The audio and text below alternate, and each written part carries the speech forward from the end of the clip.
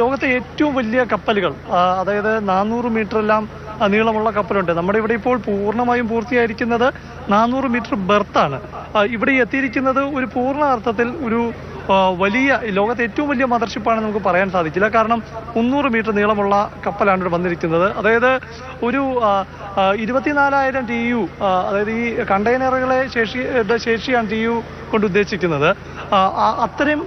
അത്രയും ശേഷിയൊക്കെ ഉള്ള കപ്പലുകളെയാണ് ഈ മദർഷിപ്പുകൾ എന്ന് പറയുന്നത്. ഈ മദർഷിപ്പ് വലിയ കപ്പലുകൾക്ക് ഇവിടെ വന്ന് ഏകദേശം 18 മീറ്റർ, ഇവിടെ വിഴിഞ്ഞം തുറമുഖത്തിന് 18 മുതൽ 20 മീറ്റർ വരെ സ്വാഭാവിക ആഴമുണ്ട്. അതുകൊണ്ട് തന്നെ ലോകത്തെ ഏറ്റവും വലിയ മദർഷിപ്പിന് പോലും ഇവിടെ ഒരു തടസ്സവുമില്ലാതെ വന്ന് നങ്കൂരമിടാൻ സാധിക്കും. ഈ ബെർത്ത് ചെയ്യുന്ന ഈ ബെർത്തിങ് സ്ഥലത്ത് പോലും, ബെർത്തിനരികിൽ പോലും 18 മീറ്റർ ആഴമുണ്ട്. അതും വളരെ സ്വാഭാവികമായ ആഴം. സാധാരണ ഈ ദുബായ് പോലുള്ള വലിയ മദർഷിപ്പുകൾ അടുക്കുന്ന തുറമുഖത്തിൽ പോലും ഡ്രഡ്ജിങ് ആവശ്യമാണ്. ഇവിടെ ഡ്രഡ്ജിങ്ങിൻ്റെ ആവശ്യം വരുന്നില്ല. മണലടിയുന്ന ഒരു പ്രതിഭാസങ്ങളില്ല.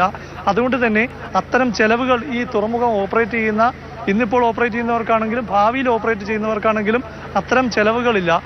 അതുകൊണ്ട് തന്നെ ഏറ്റവും അനുയോജ്യമായ, ലോകത്ത് ഒരു തുറമുഖം ഉണ്ടാക്കാൻ വേണ്ടി പ്രകൃതി തന്നെ സൃഷ്ടിച്ചിരിക്കുന്ന ഒരു ഇടം എന്ന് വേണം വിഴിഞ്ഞ രാജ്യാന്തര തുറമുഖത്തെ വിശേഷിപ്പിക്കാൻ.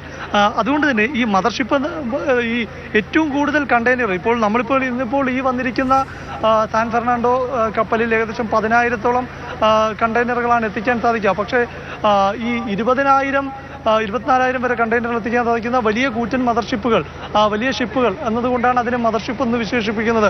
മാത്രമല്ല അവ വന്ന് നങ്കൂരം ഇടണമെങ്കിൽ മദർഷിപ്പുകൾ നമ്മുടെ വിഴിഞ്ഞം തുറമുഖത്തേക്ക് എത്തേണ്ടതുണ്ട്.